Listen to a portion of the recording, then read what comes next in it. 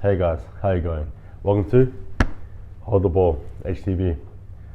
Hope you guys have had a good Tuesday today, and I hope everything's fine. Man, it's actually pretty cold here, and even today when I was out and about doing things, I could feel that chill. Right, work was pretty cold.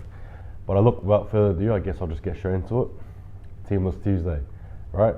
The very reason why we love our Tuesdays here, don't we all, as rugby league NRL fans? I guess for myself personally, I didn't have too much thoughts on the team per se.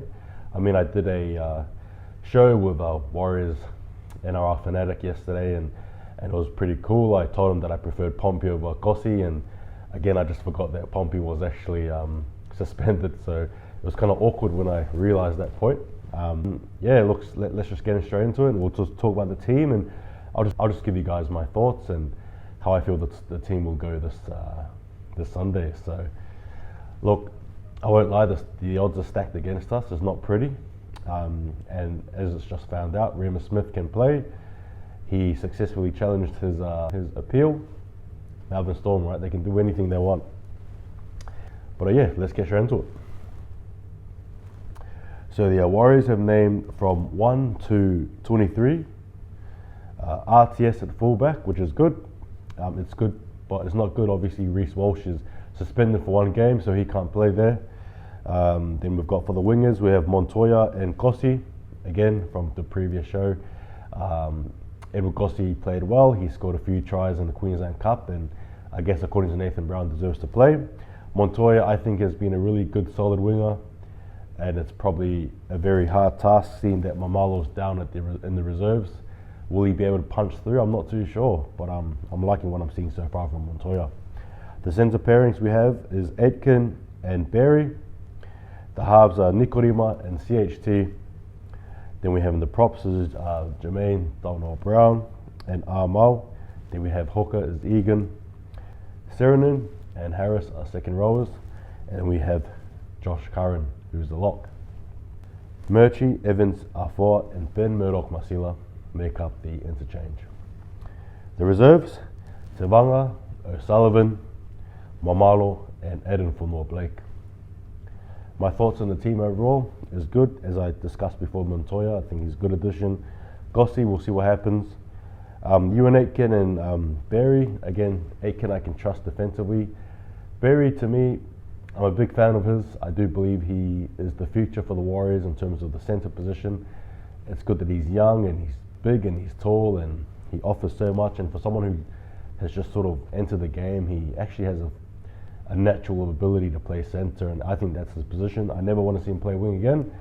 Putting him on a wing was a big mistake against the Eels. That's not his position. Leave him at the wing. That's where he best attacks and best defends. The halves, look, again, just going to need to watch how these boys play. It's apparent to me that I think the Storm, if possible, will try and include as much of their origin players as possible. They're not here to muck around, and I guess for Warriors, I'm just hoping that we can, hold our own, right? So there you go. Look, with Nikorima and Shana Harris-Tavita, and I'm just hoping that they can deliver us something. It's going to be a tough ask against this really strong Melbourne Storm team. And just looking at the props, it's decent. I don't mind it. Armau, again, I'll prefer him as a interchange player, but that's fine. Jermaine Donald Brown just needs to deliver us some more running meters. That's it. Defensively sound, he's okay, he's good. But I guess in terms of running meters, I'm really going to hope that this guy runs, because if not, we're going to be losing a lot, right? Like if, for example, say 50% of your forwards are just running 100 plus and the other 50% only going around 40 to 50 meters per game, it doesn't make sense there, right? So we want to need him to lift. So the positionings that I found interesting was Harris at second row and Curran at lock. It's a very peculiar sort of a setup there that Nathan Brown has gone with. I understand that Harris has played second row before. I think he almost plays just as well there because he's actually got a decent sort of a skill set with him when it comes to the ball in hand. He's got some silky skills there. As for Josh Curran, well, yeah, look, I'm not sure what he's shown. I'm not sure what sort of dynamic that Nathan Brown's going for there. it's interesting. We'll see how that sort of plays out. But yeah, I can't recall the time that Curran has actually played lock. So this will be like a good new challenge, but I will just see how this pans out. For the interchange, we have Murchie, Evans, R4, and Ben Murdoch Masila. My thoughts on it is R4, well, it's good. Ben Murdoch Masila is good. Murchie is good. Evans, look, I'm not sold on him personally. And in the reserves, we have Tevanga, O'Sullivan, Mamalo, and Adam Fonua-Blake. Tevanga, that dropped there, am I surprised? Not really. Did I expect it? I guess. I mean, there's only so much you can take as a coach, and I probably would not be remiss if I said that Nathan Brown was probably very infuriated by his play against the Cowboys there. And hey, look, this is probably part and parcel of the game. He's going to take on the chin, and we'll see what happens there. O'Sullivan being named there is good. Mamalo, again, shows it's good. But as I touched on before, would he be able to punch through that wingers sort of combination that we have now? I don't know. It's going to be a very tough ask for him, especially when you see the speed that, for example, Montoya brings, and then you bring Pompey in as well. So there you go. A name that I haven't really touched on, Adam Fonua-Blake. I should, because he's a big impact player. He's just as crucial to this team as RTS's, as Walsh's, as even the halves are, right, to a certain degree. Adam Fonua-Blake, as Gus Gould said, is an alpha male. You know, he's a head first type of player, and him being in the team just changes our dynamic. I think he'll be able to give other players energy. Our players will be able to feed off him and what he brings in. But look, it's a good team overall. I think I spoke about it long enough, but I'm assuming that Adam Fonua-Blake will make his return in place of Evans. That's what I reckon there. I wouldn't replace R4. I like him personally, so we'll see what happens there, but that's all what it's looking like. All right, so my thoughts overall in the game. Look, as I said before, it's a tough ask. It's a home game for us, so there's a positive there, but it's against a Storm team that look, they're not mucking around, right? There's a very high chance they're going to win this whole thing again, much to probably the demise of the Panthers fans, but that's the reality we're looking at. From 1 to 17, they're good pack. Possibly the return of Munster, and look, possibly, as I recall this anyway, Nelson Asofa Solomona may possibly be playing. So there you go. Aotearoa should be returning. We just don't know what team they're going to be bringing in, but whatever team they bring in, it's still going to be a troubling team for us. And as it stands, we haven't had a good record against the Warriors since 2014. And I remember watching the last time we won. It was over in Auckland on a cold night when I was staying there for a bit. But look, I'm hoping we can get the W here, right? That'll be great. Our improvements for this game, honestly simple. It's just defense, that's it. I don't think I need to explain anything else. I can talk about the playmaking, I talk about the halves, but nothing really matters if you're not defending your line. So it's defense, that's it, plain and simple. The key players to look out for I have is obviously if he plays, Adam Fonua-Blake, Rocco Berry, Roger Tuivasa-Sheck, and probably the halves. I reckon a good kicking game from Chanel Harris-Tavita will mean the world to the Warriors, and it's going to be a forwards-dominated game, I think. That's the way I see it.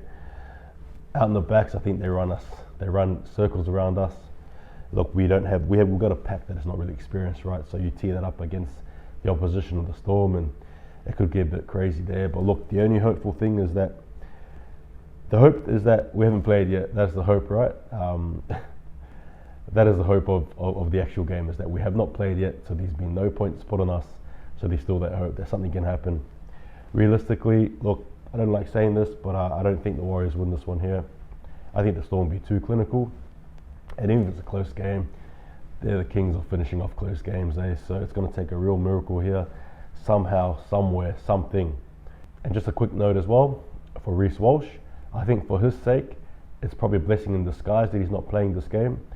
And I'm not saying it because it's against the Storm, but I mean for him, having that rest, being able to watch the team play, he might learn a thing or two on structure and how to run and what he can offer. But in saying that, he's Reece Walsh, right? He's the wonder kid, he's the literal go-to guy for our offense. But I'll definitely miss him there, that he's not playing. It's a big loss. You can't take that away. But I look, overall, if there's any time to strike, it's right now, right? Especially with Adam Fonua-Blake, and especially if they don't bring their Origin stars. We'll see what happens there. We're just waiting for Origin, waiting to see if they want to play or not, waiting to see what happens. That's it. But in regards to my tries, anytime try scorer, I've got down, look, you can't go past Nico Hines. For the Warriors, probably look at Smokey. I reckon it'll probably be Josh Curran, or even chuck in Rocco Berry. And the score, look, realistically, I've said I don't think the Warriors win this one, but I'm going to tip the Warriors anyway. You know, why not? We love a good upset, and that's just the way I'm feeling it right now. I'm going to go Warriors 16, Storm 14. That's it, right? In a close game. It's me being silly here, but it's me being hopeful. It's just me being a Warriors fan and falling for this team that we always fall for every single week, regardless of the result, even if it sucks. But hey, there you go. Look, thanks guys for watching. Tell me guys what you think about the game. Who do you like that's in? Who do you not like? What do you guys think overall? Are you guys more optimistic than I am, or are you more pessimistic than I am? Let me know. But thanks again for watching, guys. Appreciate it. And just remember, if we're going to win the game, Warriors, hold the ball. Take it easy, guys. Thanks for watching. See you guys in another one.